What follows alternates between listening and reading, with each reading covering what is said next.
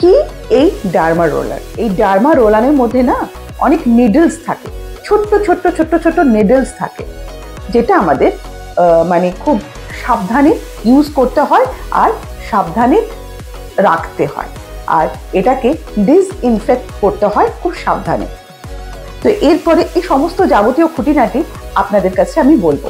এই যে derma roller, এর মধ্যে যে নিডলসগুলো রয়েছে, হ্যাঁ, এই নিডলসগুলো 0.25 থেকে শুরু করে 2.5 পর্যন্ত লম্বা হয়। এবারে এক একটা নিডলসে এক এক ধরনের কাজ। এই ডার্মা রোলার আমাদের খুব স্কিনটাকে একটা খুব ভালো স্মুথ একটা টেক্সচার দেয়, আর স্কিনের কালারটাকে হেলদি করে।